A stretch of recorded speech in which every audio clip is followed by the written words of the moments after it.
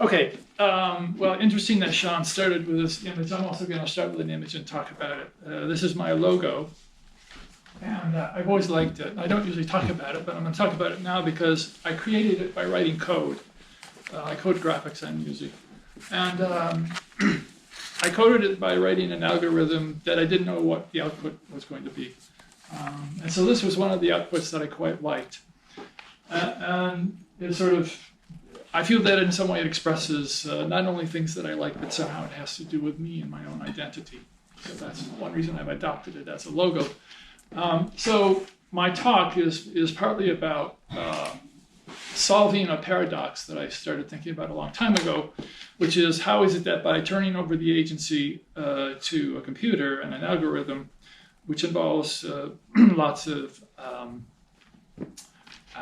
blanking on the word, but indeterminacy, for lack of a better word, how is it that enables me to express myself? So how is it by giving up control, I actually somehow manage to express something about myself? And I'm assuming that there is such a thing as a self, and there is such a thing as expression. Kind of old-fashioned ideas that I still cling to.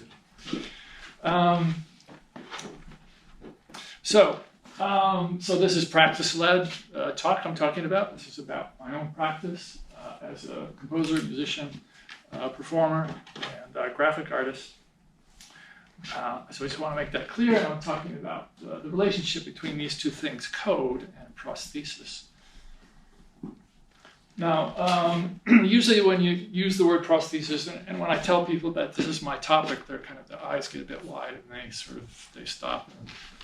And I think one of the reasons is that this is probably the first thing that goes through people's minds when they think of prosthesis. They think of prosthetics, people who have lost limbs or maybe born without limbs. And of course, that's perfectly understandable. That's what a prosthesis or a prosthetic is. But the history of the word is actually quite interesting. It's actually, the history of it is linguistic. So it was the addition of a letter, a syllable, to the beginning of a word, as in this example. And these two things would then become fused. So they weren't two things that were brought together, but I mean, they become fused. Sort of what's interesting about it from my perspective, even linguistically. There's also a notion of prosthesis in theater and film, and even in real life. For aesthetic purposes, people they have their nose maybe changed, or someone has a breast implant, and these are not only for aesthetic purposes, but actually to help people feel whole. So this is partly about the sense of identity and the identity of myself.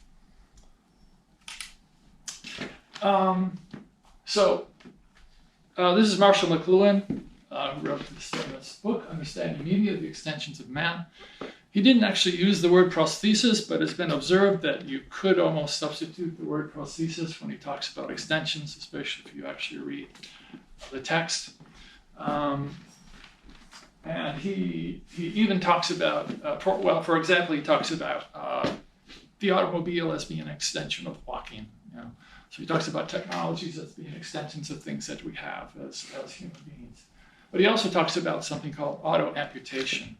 So driving a car is, in a sense, engaging in a kind of auto-amputation of your walking abilities. Others have talked about prosthesis in a broader way. This is an architect named Mark Wigley. And the basic idea here is that the house is a kind of prosthetic version of the womb, or kind of an extension of the womb. And Katharine Hayles, it's a very well-known book, How We Became Posthuman. She talks about four basic sort of tenets or four things that led to the fundamental concept of being posthuman. And one of them is that the body is the original prosthesis. That we have this, we learn how to control this thing, which is somehow separate from us. That may sound a bit Cartesian, a bit, the separation of mind and body that somebody alluded to, earlier as being problematic. But it has been a very common thought about posthumanism. This is also extended to the realm of computers. So McLuhan already had this notion of the computer as an extension of consciousness. So I think it's quite pertinent to my topic today, which is, of course, about writing code. But I didn't really make the link with my own practice, prosthesis, until I read this book by Matthew Crawford, a great book, The World Beyond Your Head. And Crawford is very interested in what he calls ecologies of intention. He's worried about that we're losing how to pay attention to things. And he sees part of the solution in engaging in physical crafts. And so he talks about sensory motor engagement and how you can extract, I like this phrase, extract invariance from the stimulus flux by engaging in these physical crafts or practices. And one of the ones he talks about is riding a motorcycle. He's a motorcycle enthusiast. And so he talks about how at some point he talks about the motorcycle as a prosthesis and how the motorcycle racer learns how to sense the road and the world and gain some control and sense the world through the motorcycle, and how even the quality of the tire is a different kind of a tire, gives you a different kind of sense of the road. So that's the motorcycle as a prosthesis. But I don't ride motorcycles, but I do play the piano. So I started thinking about the piano as a kind of a prosthesis. And when you look at a piano key, it's a very complex one. But somehow through this complex machinery, I'm able to sense the world and control the world of sound. It's a particular domain. So eventually, I'm a classically trained composer, and in the late 80s, 1980s, I started to write code. And probably in the late 90s, I started to do it in earnest as a composer. And this is just one example of some code I've written. This is from an environment called AC Toolbox. It's Lisp-based, so if you know Lisp, you'll recognize the syntax. So I guess what I'm proposing is that coding musical events has enabled me to learn how to interact with the world of sound, to sense it and control it. So code has become a kind of prosthesis for me. Eventually, about a year ago, I wrote, for about 20 years, I wrote code in my studio and took it out into the performance hall. But as of last year, I started doing live coding. So I'm now kind of experience a slightly different dimension of how this relationship to code works in terms of self-expression.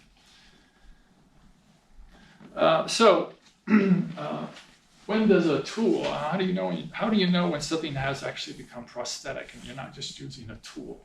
Well, this is my answer. An external entity or process becomes prosthetic when it becomes so integrated into oneself as a means of sensing and controlling some dimension of the world that it begins to function as if it were a part of oneself.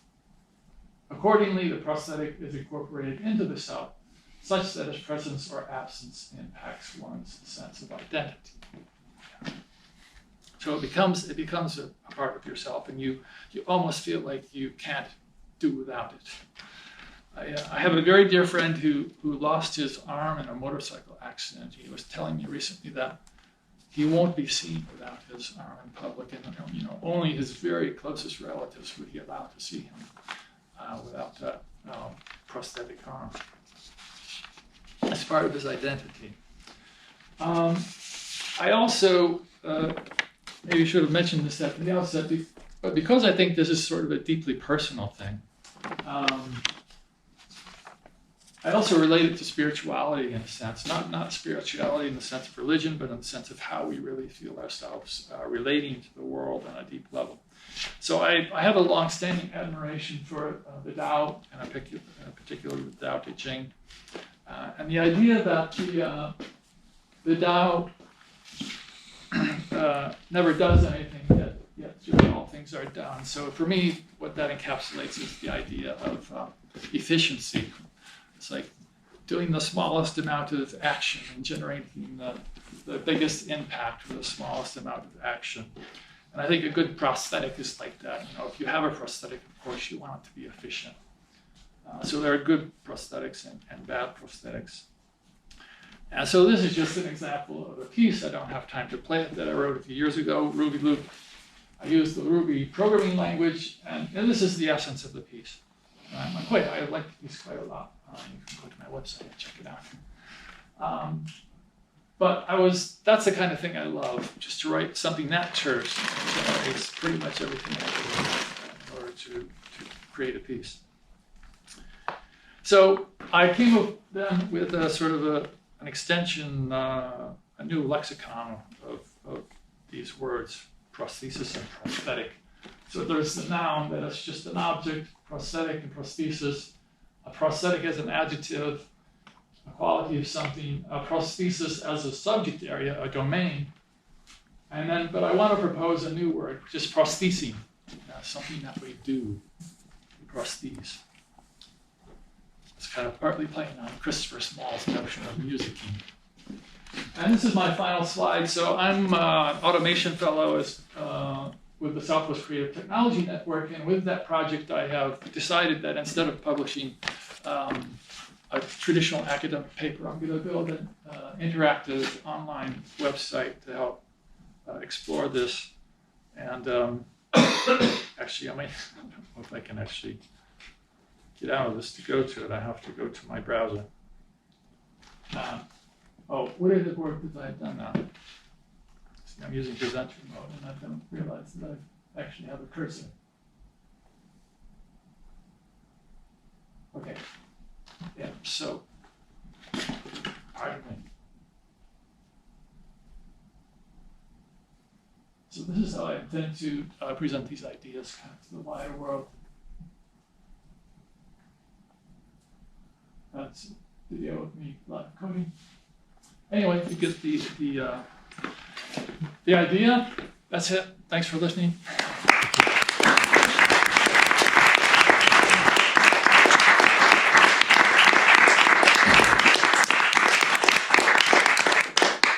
Thank you. Do we have a few questions? Yeah.